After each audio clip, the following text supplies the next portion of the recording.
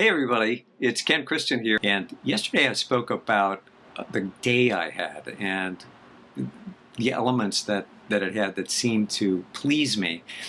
And I want to talk a little bit about the day I'm planning today. The elements that were there yesterday were surprises, but they weren't particularly pleasant surprises except for the mysterious UPS delivery, which contained shoes I had ordered from San Francisco.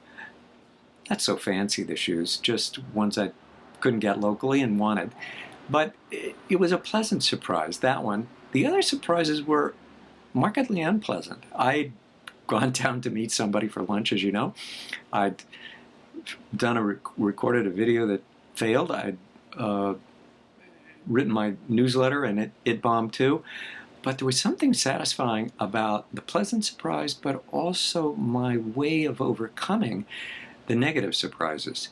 And then I had some really pleasant experiences as well later in the day when I stopped, I paused and enjoyed myself. And it got me thinking about what's the formula for a good day, because when we design our days and have a plan, there's something satisfying about knowing what we're going to do in advance and then doing it. It gives us a sense of being able to check something off. It's pleasant.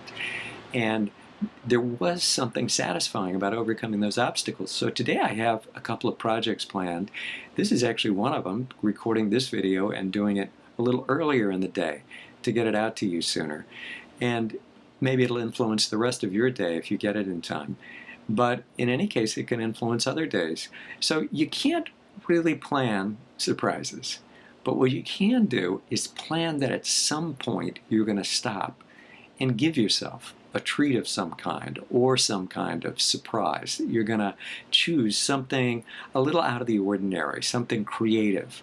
A lot of what I'm gaining from doing the 90-day challenge is the way, like I mentioned recently, it pushes the issue of creativity, because I'm having to make quick decisions and do things that may be unexpected in order to fit in this video. And so now today what I'm doing is I'm adding another element to my 90-day routine.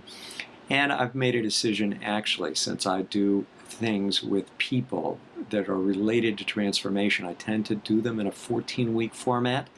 That's because the minimum time needed to make truly transformational changes is not that 21-day thing that some people talk about.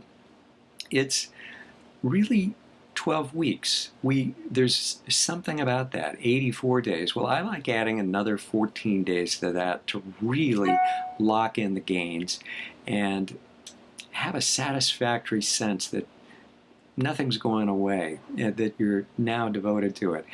But now on this one day, I don't know how you plan your day. I don't know how systematic you are. I don't know what routines you have.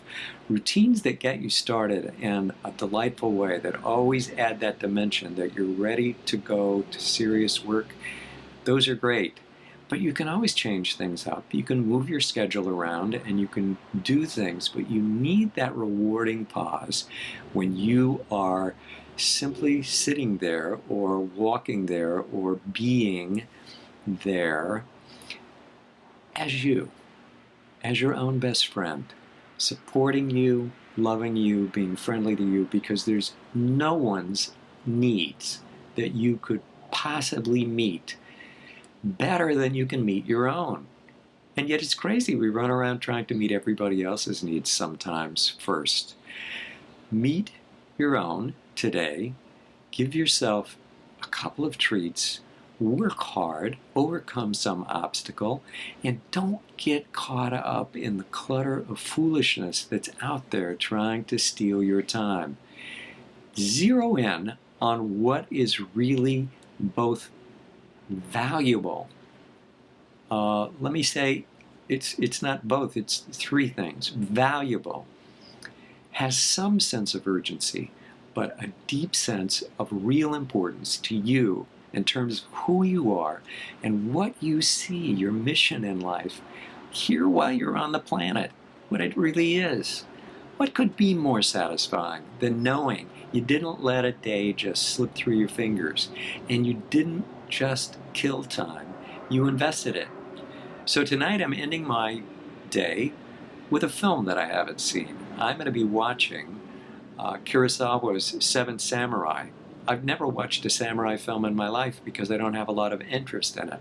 But I've watched Kurosawa before. He's a genius.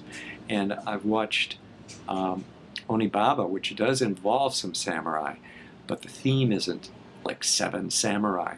Sword fights and that kind of thing, I don't think that's what I'm going to get. I think I'm going to get something about the nobility of focus. And that's what I'm seeking, plus the artistry of a true genius of filmmaking. So that's how I want to end my day, with something substantive, something that pleases me, something that I can involve myself with aesthetically. And then there's an exercise someone taught me. Someone very dear to me taught me this exercise and told me, when you read a great book or when you watch a great film, imagine that you made it. And I think what that does, if you think about it, is it breaks down the barrier between you and something. We need to break down barriers between ourselves and who we hold up as like creative geniuses, as if their way of doing it is untouchable, and that for us it must be some terrible struggle to accomplish something. You'd be amazed when you let go of all that struggle and you have a sense of delight in your life, how much you truly can get done in a short amount of time.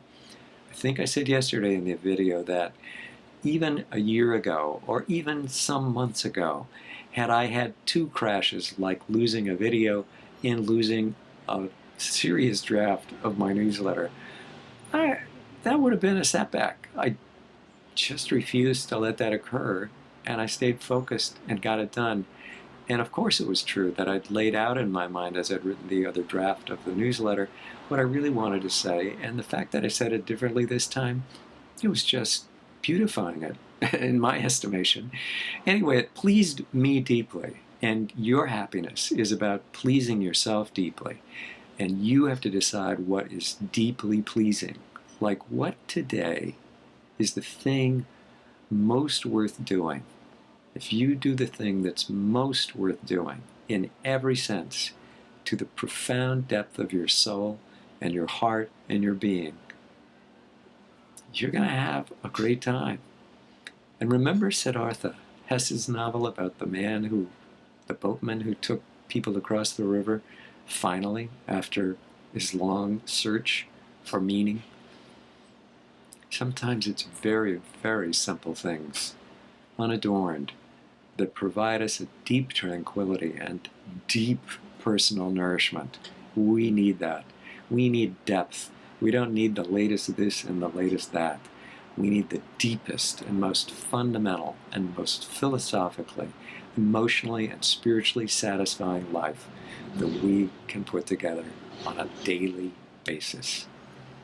Enjoy your day. Seize it. Okay, I'll be back tomorrow. Come find me and leave a comment or two if you want to. It's great to hear from you. Okay, bye-bye.